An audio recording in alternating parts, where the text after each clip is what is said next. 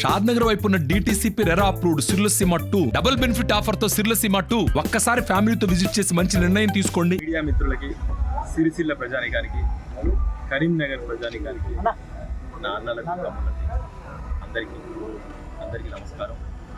రజాకార్ సినిమాని మీరు ఆదరిస్తూ ముందుకు నడిపిస్తున్నారు. దానికి అందరికీ కృతజ్ఞతలు. ముఖ్యంగా రజాకార్ సినిమా గురించి ఒక విషయం మీకు చెప్పదలుచుకున్నా ఈ మీడియా ద్వారా.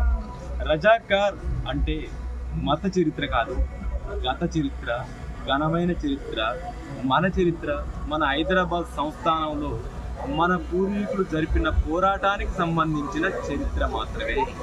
ఇది ఏ మతాన్ని ఉద్దేశించో, ఏ కులాన్ని ఉద్దేశించో, ఏ వ్యక్తిని ఉద్దేశించో, ఏ వ్యవస్థను ఉద్దేశించో చేసినది కాదు. అది ముఖ్యంగా ప్రజలు, మీడియా వాళ్ళు అందరూ కూడా గుర్తుపెట్టుకోవాల్సిన విషయం. ఈవెన్ పార్టీలు కూడా ఏ పార్టీకి సంబంధించిన చరిత్ర ఇది కాదు.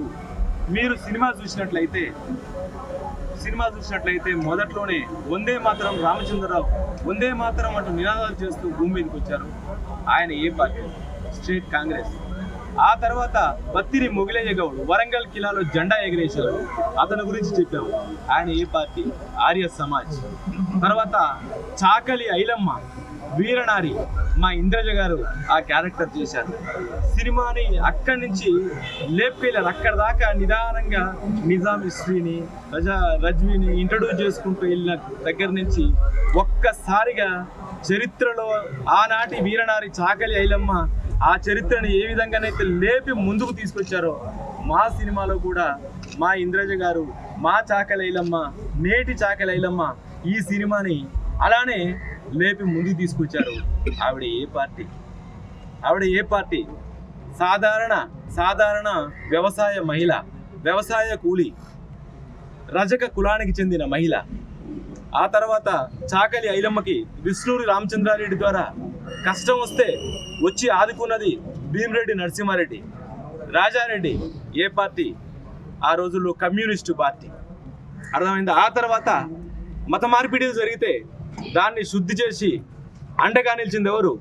ఆర్య సమాజ్, బసవమానయ్య, నరేందర్ పవార్, విద్యాలంకార్. తర్వాత ఈ నిజాం పాలన మాకొద్దు, ఈ నిరంకుశ పాలన మాకొద్దు, ఈ రాజే పోతే మా ప్రాంతం అంతా హాయిగా ఉంటుంది అని తన ప్రాణాలకు తెగించి పోరాటం చేసిన నారాయణ పవార్ ఏ పార్టీ? పార్టీకి ఏమైనా సంబంధం ఉందా? లాయర్, అతను చదువుకుంటున్నాడు.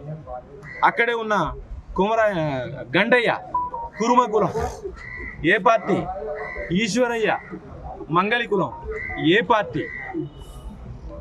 తర్వాత బైరాన్పల్లి, వీర బైరాన్పల్లిలో చిన్న పిల్లాడి దగ్గర నుంచి వృద్ధుడి వరకు, చిన్న పిల్ల దగ్గర నుంచి వృద్ధురారి వరకు ఆ గ్రామంలో ప్రాణం పోసుకున్న ప్రతి బిడ్డదే కాకుండా పక్షులు కూడా, జంతువులు కూడా, ఆవులు కూడా, గేదెలు కూడా, మేకలు కూడా ఎదురుదిరి పోరాటం చేసినాయి.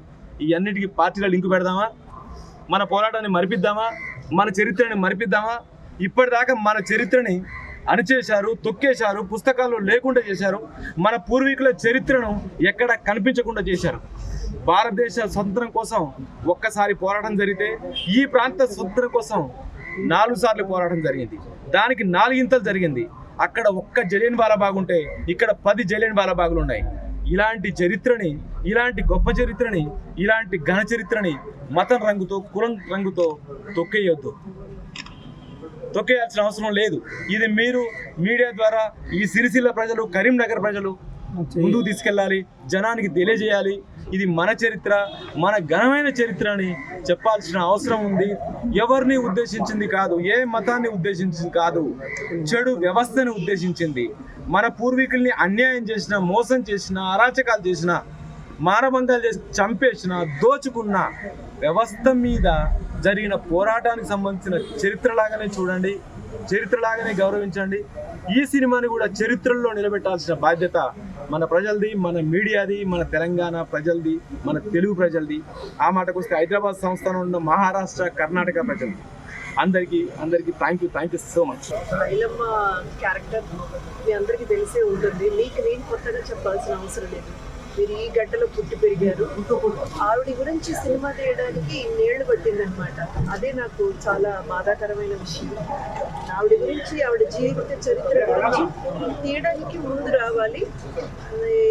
ఇలాంటి ఒక మూవీలో అంటే మన గడ్డలో ఏం జరిగింది, అసలు హైదరాబాద్ అనేది ఏంటి అది చూపించే ఒక మూవీలో ఈ పాత్రని కూడా కీలకమైన ఒక పాత్రగా తీర్చిదిద్దేందుకు డైరెక్టర్ గారికి థ్యాంక్ యూ, అండ్ ప్రొడ్యూసర్ గూడు నారాయణ రెడ్డి గారికి చాలా చాలా థ్యాంక్స్. ఎందుకంటే ఆయన జనరల్గా అంటారు కదండి, మన మన చాలా మందికి ఆశయం ఏంటని అడిగితే డబ్బు సంపాదించడం, అంతే కదా.